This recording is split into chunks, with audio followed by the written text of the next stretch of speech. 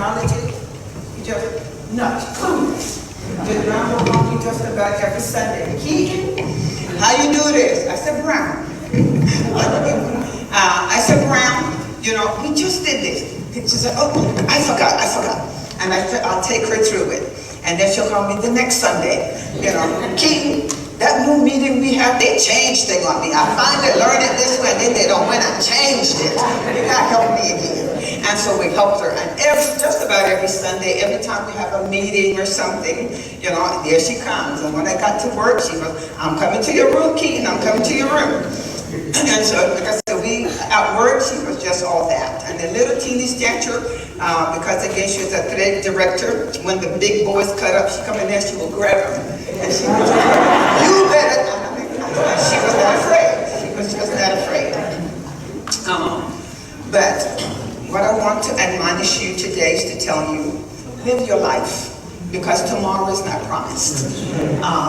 She said to me, she got to work, because I mean, I've known her all the time at work. We were really tight at work. And so she said to me, she said, Keaton, you know, I'm not feeling good.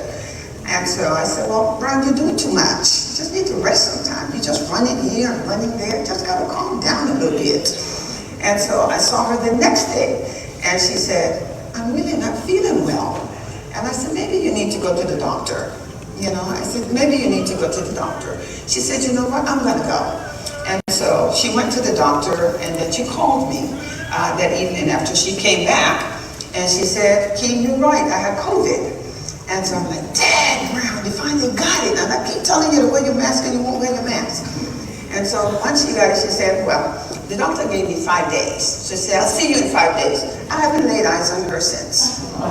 Okay, and so since that time, and I've always wanted to see her, and because I miss her. She was, when I go to work, it was just Brown and I. It was just always Miss Brown and I.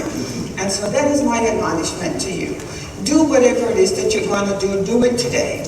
And I can tell you the many conversations that we have had about the Lord, so I know she knows the Lord. And I'm going to tell you now, do what you got to do right now and seek Jesus now, because again, tomorrow is not promised. And he said, he is the way, the truth, and the life. He says, no one comes to the Father except they come through him. And I know I'm going to see her again. And I can tell you that there's room at the cross for you. It says, everybody, 1 million have come. There's still room for one, and that's you, and he will wait for you. God bless you.